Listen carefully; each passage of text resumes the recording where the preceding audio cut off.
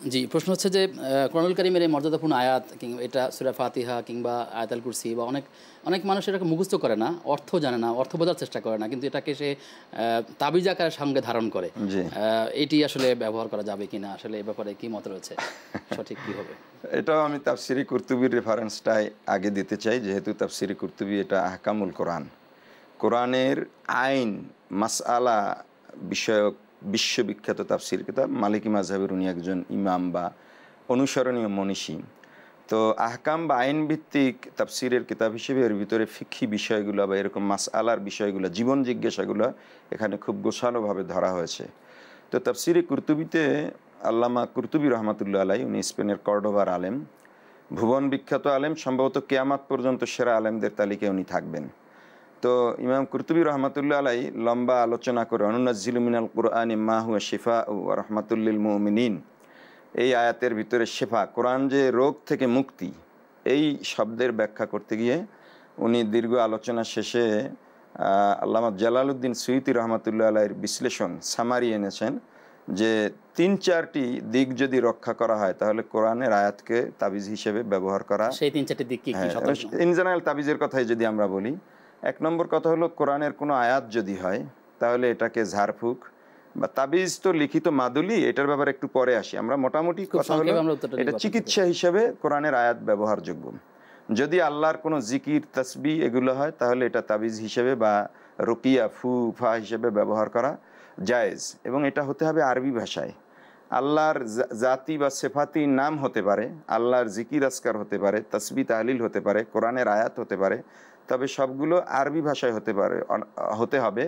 অনারব ভাষা নিয়ে একটু আলেমদের ভিতরে এগুলো নিয়ে একটু কথা আছে, সংকেত নিয়েও কিছু কথা আছে, কিন্তু মোটামুটি কথা হলো এগুলোর মাধ্যমে। আর বিশ্বাস রাখতে হবে যে এখানে যে শক্তিটা সেটা আল্লাহ পাক রব্বুল আলামিন দিয়ে থাকেন।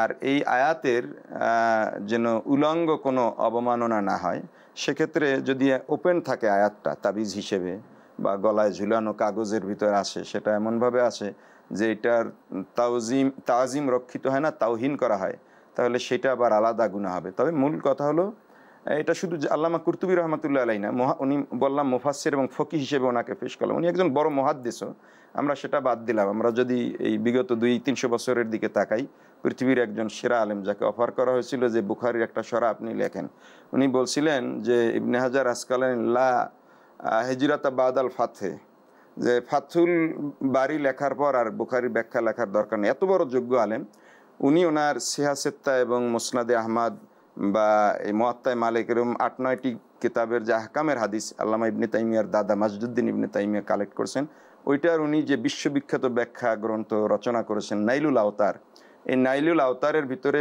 কিতাবুত তিব্বি অর রুকা, ঝাড়ফুঁক চিকিৎসা, এই অধ্যায়ের ভিতরে উনি দীর্ঘ আলোচনার পর উনিও জালালউদ্দিন সুয়ুতী রহমতুল্লাহের মতকে সমর্থন করে বলেছেন ঝাড়ফুঁক তো করা যাবে, এ ব্যাপারে কোনো দ্বিমত নাই, তবে কোরআনের আয়াতকে, আয়াতুল কুরসি না, যে কোনো আয়াতকে তাবিজ হিসেবে যদি হাদিসের সরাসরি সাপোর্ট পাওয়া যায় ভালো, আর না হলে কোরআন হাদিসের হচ্ছে সাংঘর্ষিক না, কিন্তু ওলামায়ে কেরামের গবেষণা আয়াতের অন্তর্নিহিত দৃষ্টি দিয়ে দেখেছেন যে এই আয়াতটা এই কাজে ব্যবহার করা যায়, তাহলে এটাকে পৃথিবীর বড় বড় আলেমরা বৈধ। এখানে একটু বিভ্রান্তি নিরসন করছি, হাদিসের কিতাব যারা তাবিজের পক্ষে তারা পক্ষে বলে, যারা বিপক্ষে তারা বিপক্ষের হাদিস বলে। তো রাসূলুল্লাহ পাক সাল্লাল্লাহু আলাইহি ওয়াসাল্লাম দুইটা সত্য, দুই পক্ষ কিন্তু সত্য বলে, কিন্তু মাঝখানে কিছুটা তালগোল পাকায়। যেটা বলতে চাচ্ছিলাম যে এই যে ধারণ করা লিখে গলায় বা হাতে, এটি সাহাবায়ে কেরাম, তাবেঈনগণ কিংবা সালফে সালেহিন, কিন্তু সালাফদের কেউ আসলে ব্যবহার করেছেন। সাহাবীর থেকে, সালাফের থেকে তো আছেই, খোদ সাহাবীর থেকেও কিছু রিওয়ায়াত পাওয়া যায়। যেমন আব্দুল্লাহ ইবনে আমর রাদিয়াল্লাহু আনহু, আমর ইবনুল আসের ছেলে, উনি খুব পরহেজগার সাহাবী হিসেবে গণ্য। ওনার ব্যাপারে বলা যায় আউযু বিকালিমাতিল্লাহি তাম্মা মিন কুল্লি শাইতানিন ওয়া হাম্মা ওয়া মিন কুল্লি আইনিল লাম্মা। নবীজির শেখানো এই দোয়াটা উনি ওনার সন্তানদেরকে মুখস্থ করাইয়া আমল করাইতেন। আর যেসব সন্তান এটা মুখস্থ করাতে পারতো না বা এখনো যোগ্যতা অর্জন করে নাই, ফা আলাকাহু, উনি এটা কাগজে লিখে এরপর শরীরে লটকাই দিতেন। এটা একটা বিরাট সাপোর্ট এবং এই হাদিসের সনদ মাকবুল। তো কিন্তু কেউ কেউ বলছেন যে আসলে তাবিজ লটকানো শিরক, তো এক্ষেত্রে আপনি যদি না, শিরক হয় কি আল্লাহর সাথে যদি শরিক করা হয়। আমি কোনো এক চ্যানেলে দেখলাম যে একজন আলেম একটা আমলকে উনি শিরক বলে ফেলছেন। বহু আলেমই এরকম বলে ফেলে, কিন্তু শিরকের যে সংজ্ঞা সেই সংজ্ঞায় তো যায় না। অনেক বড় পাপ, দেখা যাবে যে সেটা তারপরে শিরক কুফর হয় নাই। কিন্তু আমি যদি ছোট্ট একটা মনে হয় যে এখানে যদি আমি রেফার করি যে একজন বলছেন যে সে শরীরে অনেকগুলো তাবিজ ধারণ করছে, তাকে বলছে সৌদি আরবে ওমরা যেতে হবে, তবে আপনার শর্তগুলো তাবিজগুলো রেখে যান, বলছে আমি ওমরা করতে যাবো না, তাবিজ থাকুক গায়ে। আপনি কি বলবেন, শিরকের পর্যায়ে পড়ছে কিনা তাহলে? না, এটা একটা গোরামির পর্যায়ে পড়বে। ওনার আকীদাটা আগে তালাশ করতে হবে। যদি ওনার বিশ্বাসের ভিতরে পাওয়া যায় যে আল্লাহর সাথে শরিক করেছে বা কোনো ব্যাপারে আল্লাহর সত্তায়, গুণে, কর্মে, ক্ষমতায়, জগৎ পরিচালনা এর কোনো একটা বিষয়ে যদি উনি আল্লাহর সাদৃশ্য স্থাপন করেন তাহলেই শিরক হবে। এর বাইরে যত বড় গুনাহ করুক সেটাকে শিরক কুফরের পর্যায়ে ফেলা যাবে না। জি মোহতারাম, সর্বশেষ প্রশ্ন খুব ছোট করে উত্তর নিব যে ঘুমানোর সময় কি কি আজকার আছে যেটা করতে হয়? ঘুমানোর সময় অনেক আমলই আছে, তবে আমরা শর্টকাট ছোট আমল হিসেবে যদি বলি, 3 কুল এক হাদিস বা অনেকগুলো হাদিসের ভিতরে পাওয়া যায়। সূরা ইখলাস, সূরা নাস, সূরা ফালাকের আমল করে নবীজি ফু দিয়ে শরীরের সামনের অংশগুলো লাগাই দিতেন। এরপরে কোন কোন রাসূল পাক সাল্লাল্লাহু আলাইহি ওয়াসাল্লাম সূরা কাফিরুন চতুর্থ কুলের কথা বলেছেন, যেটা যদি কেউ পড়ে ঘুমায় তাহলে আল্লাহ শিরিক থেকে তাকে বাঁচাই দিবেন।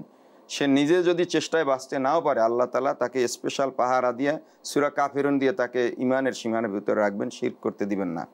এটা গেল দুটো আমল। এছাড়া আয়াতুল কুরসির আমল পাওয়া যায়, যে আয়াতুল কুরসি পড়ে যদি কেউ ঘুমায় সে বদজিনের আসর থেকে এবং রাত্রিকালীন বিপদ থেকে সে মুক্ত থাকবে। জি মুহতারাম, আমাদেরকে আসলে শেষ করতে হচ্ছে। আমরা ঘুমানোর আগে যে বিছানায় ঘুমানোর দোয়াটা পড়া, বিসমিল্লাহ আল্লাহুম বিসমিকা আমুতু আহিয়া, ডান কাতে ঘুমানো, কানের নিচে বা গালের নিচে ডান হাত রেখে ঘুমানো। এরপর ঘুমের ভিতর যেমন হয় এই আমলগুলো আমরা অবলীলায় করতে পারি। আপনাকে পেলে আমরা আরো কোনো বিষয়ে অন্য কোনো টপিক নিয়ে আলোচনা করবো ইনশাআল্লাহ তাআলা। আপনার মাধ্যমে যেগুলো জেনেছি আল্লাহ আমাদেরকে আমল করার তৌফিক দান করুন।